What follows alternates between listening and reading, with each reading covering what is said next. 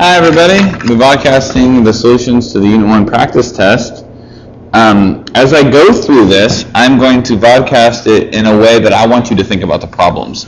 And it's going to go this way. One, we're going to make predictions. Two, we're going to search for our predictions.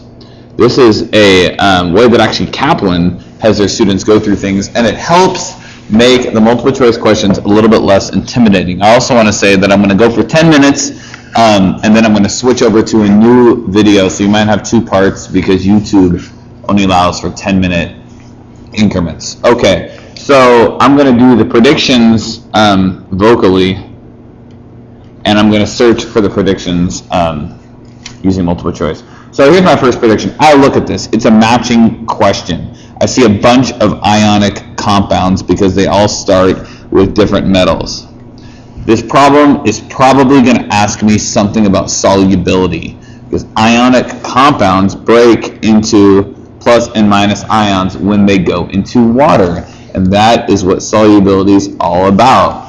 So I'm going to need my solubility chart out when I look at this. I'm also probably going to have to use the rule that alkali metals are very soluble in water, and so are nitrates. There is an alkali metal that might come into play later, and I do not see any nitrates. So here I begin. When this soluble compound is dissolved in water, okay, it reacts with dilute sodium sulfate to make a precipitate. Okay, so the first off, it's got to be soluble. Okay, when I look at all these compounds, AgCl is not soluble. So this can be A, C, or D. Okay, so when it reacts with sodium sulfate, it makes a precipitate. So sodium is an alkali metal. That never makes a precipitate. So we're looking at who with SO4 makes a precipitate. Na with SO4 does not make a precipitate. Ag with SO4 does make a precipitate, but AgCl was initially insoluble. Cu with SO4 does not, and Ba with SO4 does, so the answer is D. I know this by looking at my solubility rules chart. This compound is insoluble in water. Well, we found that initially. That's AgCl. That's B. You look on the chart, Cl with Ag plus makes something that is insoluble and make a precipitate. This chloride compound forms a blue colored solution when dissolved in water. All right, it's a color solution, so it must contain a transition metal. B and C are transition metals. It must contain a transition metal from the top row of the transition metals, the third energy level. That's going to be C. This is going to be C. This chloride compound is white and very soluble in water. Well, this white doesn't really do much for us because all these are white except for copper chloride, but very soluble in water. That's going to be the compound that contains alkali metals or nitrates. No nitrates, alkali metals, A. A is the answer. Next one. Sodium, magnesium, hydrogen, aluminum. These are just elements. So I'm probably going to be talking about redox here, probably going to be talking about who reacts violently with water. I know when I put alkali metals in water, they react to form strong bases. I know that magnesium burns really brightly. I know that hydrogen blows up really easily. I know that aluminum is, not that reactive, but it forms 3+ ions. So let's go through this. A diatomic gas that is combustible in air. That's going to be hydrogen. Hydrogen is a diatomic molecule.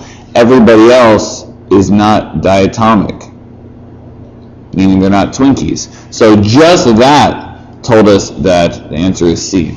Malleable metal that readily forms 3+ ions. Well, aluminum forms 3+, hydrogen forms plus, Mg forms 2+, and A forms plus. So even though they give you all these other words, the only one who forms 3+ ions is going to be aluminum. So the answer is D. Metal that reacts violently with water to produce basic solutions. We know that metals that react violently with water are alkali metals. and that's going to be A. Produces a white light when combusted in air. Okay, you just have to memorize that when you burn magnesium in air to produce magnesium oxide, it's very bright.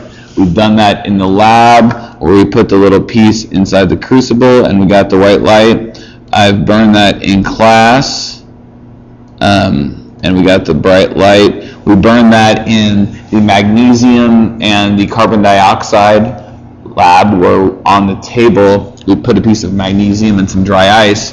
Look at the demo videos for the magnesium and dry ice, and you can look at that as well. Okay? Produce a bright light when burns in air, so there's B. So we've gone through the matching. Let's go to the next multiple choice.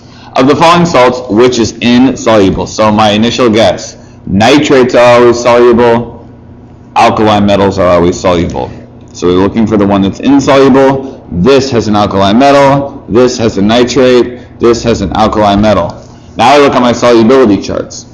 Cl with Ca2 plus, they don't match up. So that is going to be soluble. So all of the above are soluble. Which of the following salts will liberate a potent gas? This is the same thing as smelly. When reacted with dilute sodium hydroxide. So you're reacting it with Na plus OH minus. And we're looking for a gas. So we can do swaps with each of these, or we can look for the swap that contains NH4 plus, because we know that when we swap NH4 plus and OH minus according to the stick box, okay, we make NH3 and H2O, and there is your potent gas. That's ammonia. So the answer is E. Entropy is greater in which of the following? So I'm going to make my guesses. Entropy is delta S. When it's minus, the reaction gets clean. When it's positive, it gets messy. Solids, liquids, gases. This is getting messy.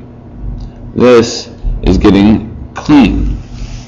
Okay, so I'm looking for something that's going from solids to liquids to gases because entropy is greater. Solid salt, then salt solution. Okay, so this is clean, that's messy. It's not getting messier. Ice formed on a cold day, then water vapor. Ice is cleaner than water, so that's not getting messier. Carbon dioxide gas, then dry ice. Carbon dioxide is more messy than dry ice, so the answer is 3 only. When the following equation for the reaction blah blah blah blah blah blah blah is balanced, what is the sum of the coefficients? Don't read any of this crap. Okay? See the dotted lines, pretend like those are just our normal lines, and we're going to balance this reaction. Here's the way I do it. We're just going to go from left to right. 2 C's, 1 C, put a 2 here. 4 H's, 2 H's, put a 4 here. Alright, we did the H's. We got 4 N's here and we got 2 N's here. So I'm going to put a 2 there to take care of that. Okay, on this side we have 4 O's here and I have 4 O's there. That's 8 O's. I only have 4 O's here, so I'm going to do 2. That changed my N2 to